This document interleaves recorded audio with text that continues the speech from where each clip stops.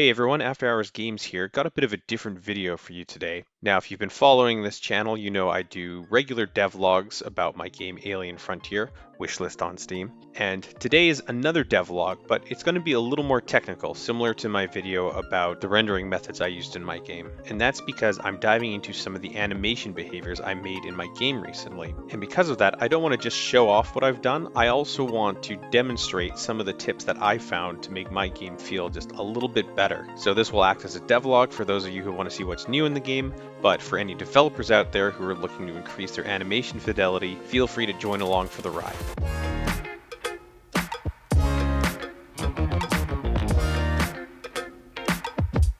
So let's first talk about why I'm doing this. So as you may know, I recently released a demo of my game, and overall the feedback has been really encouraging. But one common thing I've seen, not just from the feedback in the demo, but on various YouTube videos, is people say that the animation feels a little bit off. Now, I was a little caught by surprise by this, but I think it makes sense. See, I'm not going for realism at all. I very intentionally have a stylized graphic system, and that's because I just cannot create the assets at the same scale as a photorealistic AAA game. And I also felt that the animations can have the same level of quality as far as being stylized and not AAA hyper-realistic. But what I found is an art style can be stylized and unique, but everyone has a frame of reference for people.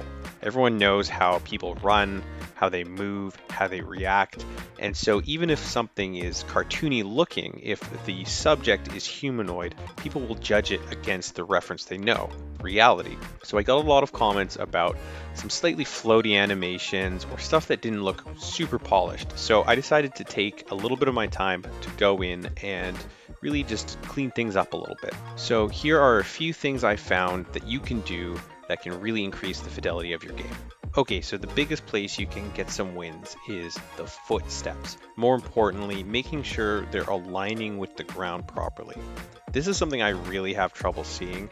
It's easy to notice if the footsteps are way too fast or way too slow, but a lot of commenters who played the demo said it felt a little slidey. And there's a lot of calculations you can do, such as figuring out the amount of pixels and distance that a foot travels per step and divide it over time to figure out how to match the speed of your footsteps. But I ultimately came up with, in my opinion, an easier way to track footstep speed. So here's what you do. Make sure you set your speed of your character to what you want and you're using the right animation. Now go into any level of your game, but make sure the floor of your level is using a checkerboard material. It doesn't even need to be a specific metric, but I do find having a smaller grid/pattern is a lot easier to track, and make sure that pattern is symmetrical and even. Then what you do is run your character forward at the desired speed. So mine is just fully running ahead. And if you're in the Unreal editor, use the command slow-mo dot 0.2, let's say.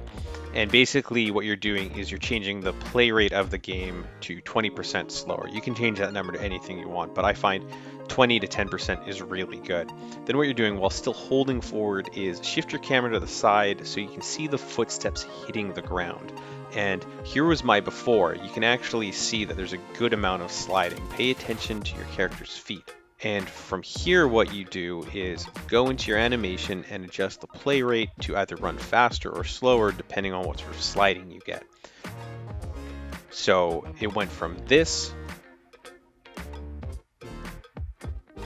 to this. Now this is a subtle thing and it might require a little tweaking to get proper, but you just want to make sure that when your character is running, you're not seeing the footsteps sliding.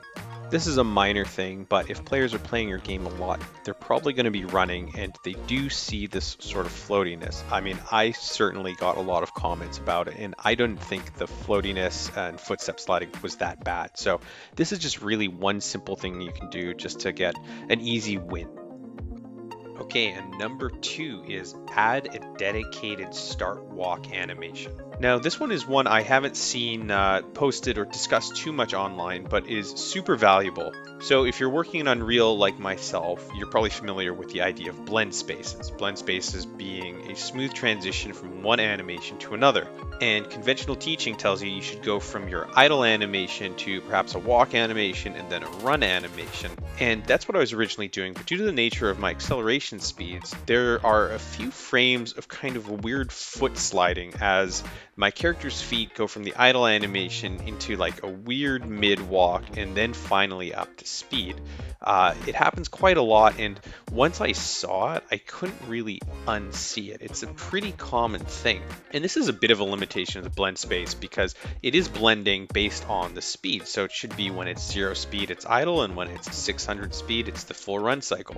But there is a bit of a weird in between, and you don't really want a slide. So what I ended up doing instead was breaking my anim blueprint. Instead of one walk cycle, I actually go from the entry node into an idle node that is just the idle animation.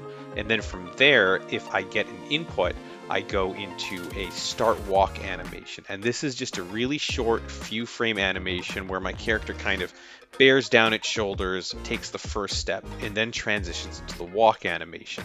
It's really subtle, and here it is at full speed. It doesn't seem like much, but comparing it to the old way, you can really see there's a lot less the foot sliding.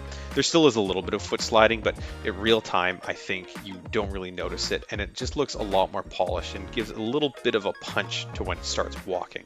Number 3 is similar to number 2, but that is add specific end walk animations.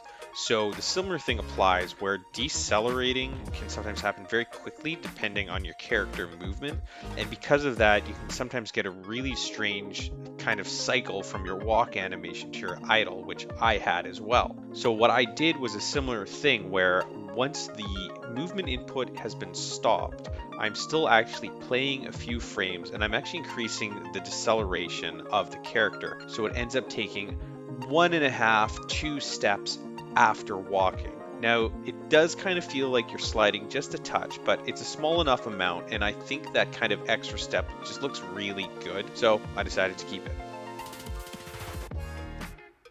But I wanted to go even further. My game has a lot of mobility options, and there are a lot of exit states from movement that seemed a little janky, so I wanted to go ahead and add those specific states. So first of all, your character can reach really high speeds in the game. So for example, if you do a dash and don't move forward, you see the character kind of skids.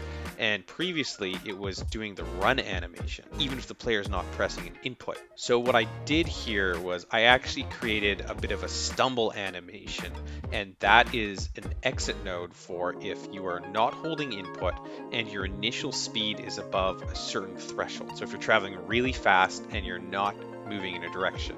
So this really happens after grapples or collides, and I just want to play this animation and you see the character stumble as he's trying to deal with the momentum. I really like the way this looks. But a big part of it is I don't want to take control away from the players. So in an animation like this, you want to have another exit node that immediately exits if the player puts an input. So if I stumble and then I press W, I want my character to immediately regain control and move. So you get a fluid looking thing like this, which I think looks really good and feels really good. And on top of that, just for a little bit of fun, I decided to add a special exit animation for if you are sprinting and you immediately let go of the input. You see your character does a little bit of a skid instead. And this is really minor, but you throw a little particle effect on there and it looks kind of cool. It's like your character's running so fast, he kind of skids to a stop. And I think these are the little details that people will really notice, especially if they're playing your game quite frequently. So it is a little bit of extra work, but I really recommend you take a look at these 3 simple tips that I suggested, because I think it does add quite a lot to the overall game feel, even if it's just small cosmetic stuff. It just makes things feel a little more polished and a little more responsive and unfloaty. So I think it'll go a long way for you guys. Anyways, that's the end of this devlog. It's a bit of a different one, but if you want to actually see some of the methods that I was talking about, you can actually take a look at the demo on Steam. I've updated the demo with the new movement animation system, so you can compare and see for yourself. Anyways, if you found this helpful, please feel free to drop a like or a subscribe. And of course, the best way to help out an indie developer is by wishlisting the game on Steam. So feel free to go on down to the Steam page in the link below and give it an old wish list. Anyways, that's all for now. I'll see you next time and take it easy, everyone.